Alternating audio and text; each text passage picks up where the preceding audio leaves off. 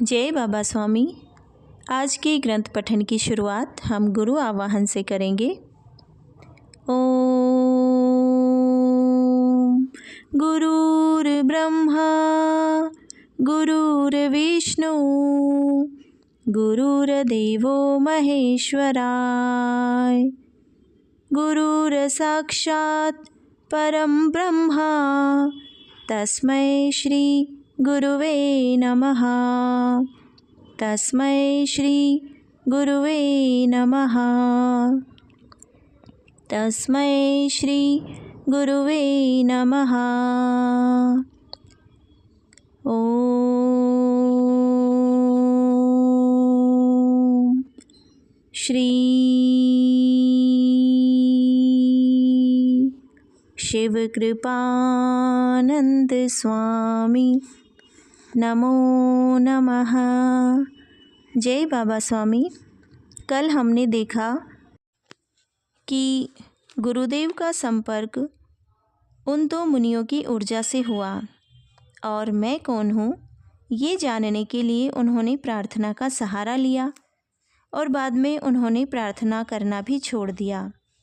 तब उन्हें सारा ज्ञान हो गया कि प्रत्येक जन्म में उन्होंने कई आत्माओं को आश्वासन दिया था कि परमात्मा अगर मुझे मिला तो वह मार्ग में आपको भी बताऊंगा। और एक विशाल सामूहिकता का निर्माण हो गया। वह गुरुदेव को उनके जीवन का उद्देश्य मिला। वह था ऐसे माँ बाप का निर्माण करना जो गुरु शक्तियों को आमंत्रित कर सके। आमंत्रित कैसे करना है वह भी उन्होंने बताया। फिर गुरुदेव ध्यान से उठे। वह गुफा के बाहर से लकड़ियाँ एकत्रित करके लाए और फिर कबूतर पक्षी के विषय में हमें जानकारी दे रहे थे। अब आगे का पठन करते हैं। एक दिन मैं ध्यान साधना में ही लीन था और फिर गुरुदेव की करुणा हुई। वे बोले, प्रकृति का नियम है, वही बनाती है वही बिगाड़ती है और यह सब प्रकृति के एक चक्र के अधीन होता है। यह चक्र सूक्ष्म रूप से कार्यरत रहता है। यह प्रकृति जब बिगाड़ती है तब हमें अज्ञानतावश लगता है कि क्यों नाश कर रही है, पर वास्तव में नाश इसलिए करती है कि नया निर्माण कर सके। प्रकृति का विनाश ही नवजीवन की ओर पहला कदम होता है। ठीक इसी प्रकार प्रत्येक मनुष्य में ही एक नए जीवन का संकल्प छुपा हुआ है। वास्तव में कोई भी मरता नहीं है, नया जन्म लेता रहता है जब तक कि उसकी इच्छा समाप्त न हो जाए। मनुष्य अपनी ही इच्छाओं को पूर्ण करने के लिए जन्म लेता रहता है। इसी प्रकार से परम चैतन्य का भी एक समय रहता है। वह धरती पर अवतरित होता है और सामूहिकता में अनेक माध्यमों के रूप में आता है और अनेक माध्यमों के रूप में वापस भी चला जाता है और वापस चला जाता है तो फिर नए माध्यमों के रूप में धरती पर अवतरित होता है। यह कार्य भी सामूहिक रूप से होता रहता है। वर्ष 2007 तक सामूहिक गुरु शक्तियों का कार्य समाप्त होने वाला है और इसके बाद फिर दूसरी गुरु शक्तियों का आगमन होने वाला है और यह क्रम चलता ही रहता है, क्योंकि जो जगह खाली होती है उसको भरने के लिए और नई गुरु शक्तियाँ आ जाती हैं। गुरु शक्तियाँ इस धरती पर अवतरित होने के लिए इसलिए आतुर हैं क्योंकि वे भी अपने कार्य से बंधी हुई हैं। जब तक वे अपना कार्य नहीं कर लेती उन्हें मोक्ष नहीं मिल सकता है। गुरु शक्तियों का माध्यम बनना बड़ा कठिन है, क्योंकि माध्यम होने पर भी वे शरीर के दोषों से युक्त रहते हैं। यानी ठीक ऐसा ही इनका जीवन होता है जैसे कीचड़ में खिला हुआ कमल। जिस तरह कमल की शुरुआत गंदगी में से ही होती है, ठीक उसी तरह ही मनुष्य का जन्म भी सभी का कीचड़ में से ही होता है। पर उनमें से कुछ जो माध्यम होते हैं, कमल के समान अपने 2 पत्तों के सहारे कीचड़ से ऊपर उठते हैं, और जिस प्रकार से कमल बाहर निकलकर खिलते हैं, जबकि उनकी जड़ें कीचड़ में ही रहती है, ठीक उसी प्रकार से गुरु शक्तियों के ये माध्यम भी शरीर रूपी कीचड़ में ही रहकर अपने जीवन में ब्रह्म कमल का निर्माण करते हैं। कमल से मनुष्य प्रेरणा ले सकता है कि मनुष्य का जन्म किसी भी स्थान पर हुआ हो, किसी भी जाति में हुआ हो, किसी भी धर्म में हुआ हो, किसी भी देश में हुआ हो, वह खराब से खराब स्थान पर जन्म लेकर भी कमल जैसा ऊपर उठ सकता है। यह ऊपर उठने की मनुष्य की शुद्ध इच्छा होनी चाहिए, और मैं एक कमल हूँ और कमल की तरह खिलूँगा ही, यह आत्मविश्वास होना चाहिए। तभी वह कीचड़ से बाहर आ सकता है। मैं कीचड़ नहीं हूँ, मैं एक कमल हूँ, यह आत्मविश्वास प्रथम निर्मित होना चाहिए। प्रत्येक आत्मा भी ठीक कमल के ही समान है, पर वह यह जान ही नहीं पाती कि वह कमल है। वह अपने आप को कीचड़ ही समझ लेती है, और कीचड़ में ही जन्म लेती है और कीचड़ में ही मर जाती है, क्योंकि वह अपने आप को कीचड़ ही समझती है। जब वह किसी सद्गुरु रूपी कमल के सानिध्य में आती है, उस सद्गुरु रूपी ब्रह्म कमल को देखती है, तो उसमें एक सूक्ष्म भाव जागता है कि काश मैं भी कमल होती, और इच्छा ही हृदय में कमल खिलाती है, और कमल जान जाता है कि वह एक कमल है, और फिर भीतर एक सूक्ष्म इच्छा जागृत होती है कि मैं एक कमल हूँ और मुझे एक कमल बनना है। और फिर कमल की यात्रा कीचड़ से प्रारंभ होती है, और धीरे धीरे कीचड़ में से ही कमल का निर्माण होता है।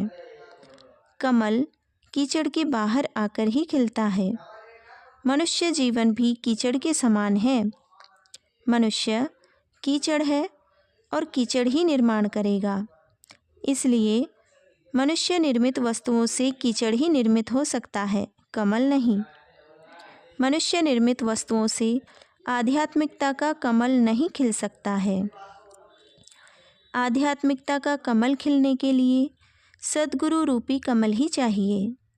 जब तक जीवन में कमल नहीं आता, कमल बनने की चाहत जीवन में निर्मित नहीं हो सकती है। प्रत्येक कीचड़ में कमल की संभावना छुपी हुई होती है।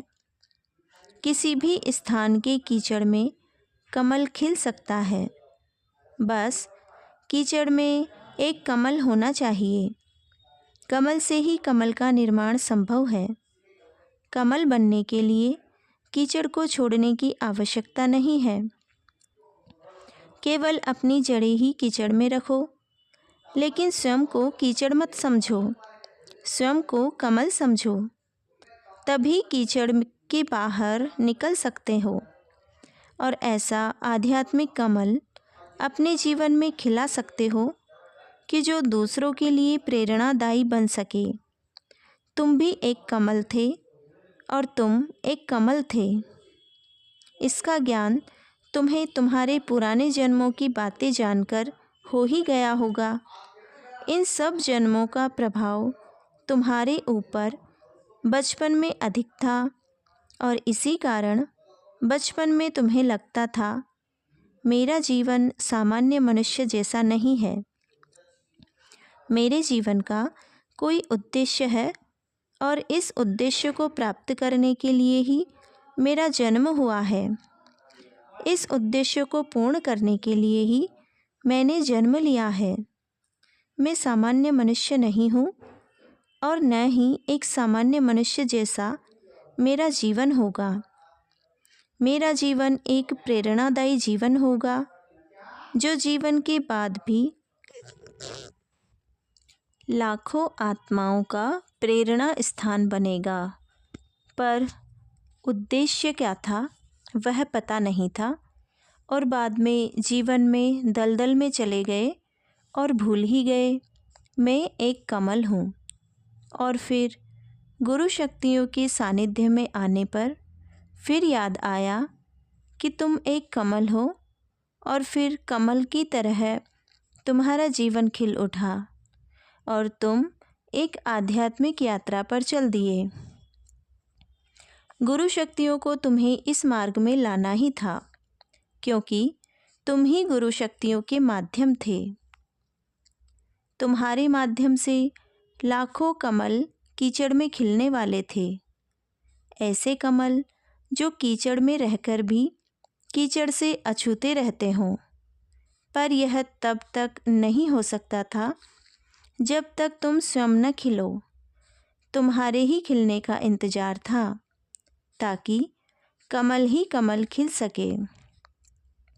और जैसे ही उनका बताना समाप्त हुआ, मैं धीरे धीरे ध्यान में से बाहर आने लग गया और फिर ध्यान में से बाहर निकलने की इच्छा न होते हुए भी बाहर निकला ताकि फिर दूसरे दिन ध्यान में जा सकूं। मेरा फिर वह रोज का ही सुबह उनके सामने बैठकर ध्यान करने का नियम ही बन गया और दिन भर मेरा कैसे चला जाता था उसका पता भी नहीं चलता था। कब सुबह होती थी, कब शाम होती थी, इसका भी पता नहीं चलता था। मुझे वहाँ पर चुंबकीय आकर्षण जैसा कुछ हो गया था। कभी कभार ही गुफा के बाहर निकलता था और निकलता था तो भी थोड़े समय के लिए और बाद में वापस भीतर आ जाता था। एक दिन ऐसे ही ध्यान करने बैठा था तो गुरुदेव की कृपा वर्षा होने लग गई। वे बोले, हम गुरुओं का उद्देश्य है कि ध्यान का मार्ग सामान्य से सामान्य मनुष्य तक पहुँचे। यहाँ जंगल में जो ध्यान करने के लिए आते हैं वे स्वयं अपना मोक्ष चाहते हैं। वे उद्देश्य लेकर आते हैं और जो आते हैं वे केवल आते हैं पर वे जाते नहीं हैं। और इसी कारण यह ध्यान का मार्ग बहुत कम लोग ही जान पाते हैं और जो जान पाते हैं वे वापस कभी समाज में नहीं जाते हैं। इसी कारण इस मार्ग की जानकारी समाज को नहीं है और यह ध्यान मार्ग का रहस्य सालों से यहाँ पर ही छुपा हुआ है। यह हम सामान्य मनुष्य को देना भी चाहते हैं पर अभी तक सामान्य मनुष्य ग्रहण कर सके ऐसा समय नहीं आया था। अब वह उचित समय आ गया है जब सामान्य मनुष्य भी उसे ग्रहण कर सकता है। सामान्य मनुष्य तक यह ज्ञान पहुंचा सके ऐसा कोई माध्यम ही नहीं था, क्योंकि जो भी यहाँ आता वह तो यहीं रह जाता था। पर तुम्हारा तो जन्म ही यह ज्ञान देने के उद्देश्य से हुआ है। अब तुम्हारे माध्यम से मनुष्य इस ज्ञान को जान पाएगा जो रहस्यमय ज्ञान हजारों वर्षों से गोपनीय रहा था। वह अब सामान्य मनुष्य तक पहुँचेगा, क्योंकि जन सामान्य का यहाँ तक पहुँचना असंभव ही है। और अगर जन सामान्य तक इस ज्ञान को पहुँचाना हो तो उन्हीं के जैसा ही माध्यम होना चाहिए। तभी जन सामान्य के स्तर तक नीचे जाकर उसे वह समझाया जा सकता है। इसलिए भी तुम्हारे रूप में माध्यम का चुनाव किया है। और हमारे गुरुओं को इस धरती पर अवतरित होना है तो वह तो गृहस्थी वाला ही साधक चाहिए। यहाँ तो सब ब्रह्मचारी लोग ही रहते हैं, इसलिए हमारे उद्देश्य की पूर्ति सामान्य समाज से, सामान्य गृहस्थी से ही होने वाली है। इसीलिए भी तुम्हारा चयन किया। तुम एक सामान्य गृहस्थ हो और तुम स्वयं वैवाहिक जीवन की समस्याएं जानते हो। तुम जो मार्गदर्शन कर सकते हो वह दूसरा नहीं कर सकता। वैवाहिक जीवन व्यतीत कर रहा मनुष्य अगर आध्यात्मिक प्रगति करता हो तो भी उसमें एक शुष्कता कभी नहीं आ सकती। एक तो उसने आध्यात्मिक स्थिति अपनी तपस्या से पाई नहीं होती है, उसने तो केवल सद्गुरु के प्रति समर्पण किया होता है, और दूसरा उसने जीवन में जो स्थिति पाई होती है वह केवल गुरु कृपा से ही है, यह वह भी जानता है। इसलिए उस व्यक्ति में आध्यात्मिक स्थिति पाकर भी एक शुष्कता, एक विरक्ति का भाव, समाज से दूर रहने वाला भाव नहीं आता है। वह स्थिति पाकर भी सामान्य मनुष्य रहते हुए समाज में जीवन जी सकता है। वह वर्तमान स्थिति के अनुसार ऊपर की स्थिति में और आवश्यकता पड़ने पर नीचे की स्थिति में आ सकता है। उस मनुष्य की स्थिति ठीक कमल जैसी ही हो जाती है, जो कीचड़ में भी है और नहीं भी, यानी कमल की केवल जड़ कीचड़ में रहती है, पर कमल के ऊपर कीचड़ की एक भी बूंद नहीं होती है। ठीक इसी प्रकार से यह मनुष्य समाज में केवल जीवन यापन करता रहता है, पर यह चित्त से परमेश्वर में ही लीन होता है। इसका परमेश्वर इसका गुरु होता है, क्योंकि इसने तो सब ज्ञान गुरु से पाया होता है, और गृहस्थ मनुष्य तक यह ज्ञान पहुंचाना हो तो उसका माध्यम भी गृहस्थ ही होना चाहिए। तभी उन्हें वह उनके जैसा लगेगा और वह उनका प्रेरणा स्थान बन सकेगा कि मेरे गुरु एक गृहस्थ हैं। एक सामान्य मनुष्य होते हुए भी जब ये आध्यात्मिक स्थिति पा सकते हैं तो मैं क्यों नहीं। और वह यह भी जान पाएगा कि आध्यात्मिक स्थिति पाने के लिए समाज को त्यागने की आवश्यकता नहीं है। सामान्य समाज में रहते हुए भी यह स्थिति पाई जा सकती है, पर रहना कमल के समान होगा। और इस कार्य में पति व पत्नी दोनों का ही समान योगदान है। दोनों अच्छी आध्यात्मिक स्थिति वाले लड़का लड़की जब विवाह बंधन में बंधते हैं तो वे एक दूसरे के दोषों को दूर कर देते हैं, क्योंकि लड़का ध्यान करेगा तो भी एक दोष लेकर करेगा, लड़की ध्यान करेगी तो भी एक दोष लेकर करेगी, और वह दोष ही है जो उन्हें नीचे के स्तर पर रहने देगा। वह दोष ही वरदान है। अगर वे दोष मुक्त हो जाएं तो संसार से ही मुक्त हो जाएंगे। वे दोनों अपने अपने दोषों को लेकर ही जीते रहते हैं, पर जब उन दोनों का विवाह होता है तो वे दोनों एक दूसरे के लिए पूरक सिद्ध होते हैं। एक का दोष दूसरे के लिए वरदान सिद्ध होता है और दूसरे का दोष पहले के लिए वरदान सिद्ध होता है। यानी ये दोनों अकेले अकेले दोषपूर्ण हैं, पर संयुक्त रूप से दोनों संपूर्ण निर्दोष हो जाते हैं। ऐसी निर्दोष स्थिति प्राप्त होने के बाद ही पवित्रता का निर्माण होता है, और ऐसी पवित्रता की स्थिति प्राप्त होने के बाद अगर तुम उनके लिए प्रार्थना करो और हमारे गुरुओं को आमंत्रित करो और उनको माध्यम बनाओ तो हमारे गुरु इस धरती पर अवतरित हो सकते हैं। यानी तुम्हें उन्हें अपने चित्त में रखकर गुरु शक्तियों का आवाहन करना होगा। आवाहन का माध्यम केवल तुम हो, पर आमंत्रित कर रहे हो उन माँ बाप के लिए, यानी वे माँ बाप तुम्हें पूर्ण समर्पित होने चाहिए और तुम्हें गुरु शक्तियों के प्रति पूर्ण समर्पित होना चाहिए। यह घटना तभी फलीभूत हो सकती है।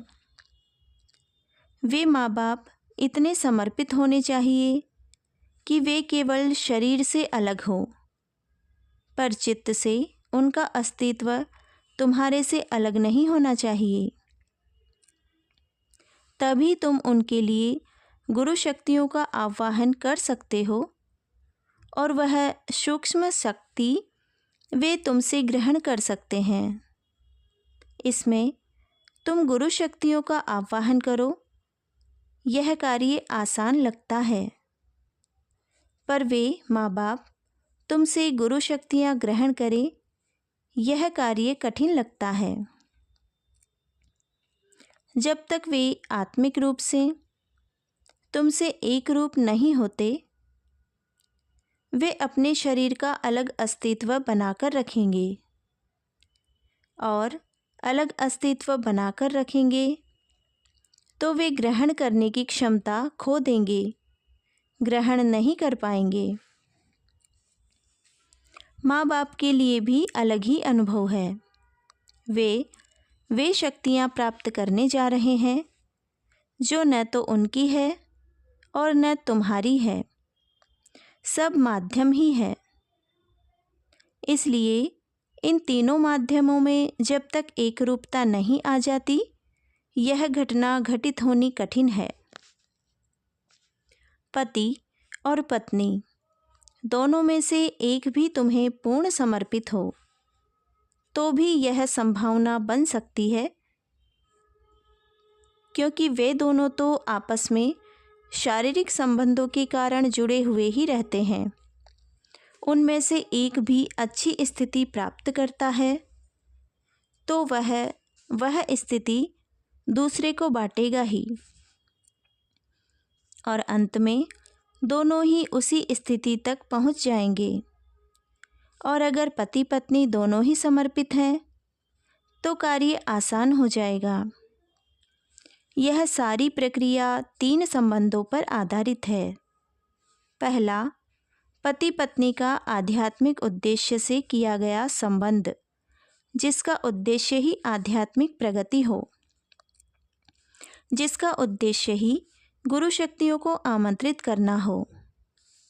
काफ़ी समय आत्मीय संबंध रहने पर ही आध्यात्मिक संबंध निर्माण हो सकता है। दूसरा, उनका तुम्हारे से संबंध संपूर्ण समर्पण भाव से हो। और तीसरा, तुम्हारा हमारे से संबंध। जब तक तुम भी हमारे से संबंध स्थापित नहीं करते, हमको समर्पित नहीं होते, हम चाहकर भी उन गुरु शक्तियों को तुम्हें नहीं दे सकते हैं। हम गुरु शक्तियों के साथ जुड़े हैं, पर वे गुरु शक्तियाँ हमारी नहीं हैं। हम तो केवल माध्यम मात्र हैं। पर तुम चाहो तो हमारे माध्यम से प्राप्त कर सकते हो, और वे पति पत्नी चाहे तो तुम्हारे माध्यम से ग्रहण कर सकते हैं। इसमें तुम्हारा कार्यभाग बहुत बड़ा है। तुम जो ले रहे हो वह देने के लिए है, और यह जानकर प्राप्त कर रहे हो कि यह देना ही है। देने के लिए कुछ भी प्राप्त करना कठिन है। यहाँ पर जो सिद्ध बेटे हैं, वे पाने के लिए ही प्राप्त कर रहे हैं। तुम्हारा कार्य इनसे भी कठिन है, क्योंकि तुम्हें पाना ही देने के लिए है। हमें तुम्हारे इस कठिन कार्य की जानकारी है, पर यह तुम अवश्य कर पाओगे, क्योंकि तुम्हारे जन्म का उद्देश्य ही देना है। देना तुम्हारा जन्मों जन्मों का स्वभाव है। इसलिए यह कार्य तुम्हारे से स्वाभाविक रूप से घटित होगा। अब प्रश्न है, उन पति पत्नियों के तुम्हारे प्रति संपूर्ण समर्पण के भाव का। अब सारा इसी पर निर्भर है। तुम तो उन्हें देना चाहते हो, पर उन्हें वह लेना चाहिए ना। देना तुम्हारा तो स्वभाव ही है, तुम तो दोगे ही, पर उनको लेना आना चाहिए ना। लेने के लिए प्रथम उनमें आपस में अच्छी एकरूपता होनी चाहिए, तभी यह संभव होता है। यह कार्य अत्यंत कठिन है, इसलिए तुम जाकर इसे आसानी से कर पाओगे यह मत समझना, क्योंकि समय की बड़ी विडंबना है कि जो यह प्राप्त करने योग्य हैं वे इस मार्ग में ही नहीं है, और जो इस मार्ग पर आए हैं वे शरीर से इसे पाने के योग्य नहीं हैं। इसलिए समाज में जाओ, पर यह अपेक्षा लेकर मत जाना कि यह कार्य आसानी से होगा। जय बाबा स्वामी। आज के ग्रंथ पठन को यहीं पर विराम देते हुए अब शांति पाठ करेंगे। ओम ध्यो शांति अंतरिक्षगं शांति पृथ्वी शांति रापः शांति औषधयः शांति वनस्पतयः शांति विश्वे देवा शांति ब्रह्म शांति सर्वगं शांति शांतिरेव शांति सामा शांतिरेधि। ओम शांति शांति शांति सर्वरिष्टसु शांतिर्भवतु। जय बाबा स्वामी। जय आत्मेश्वर।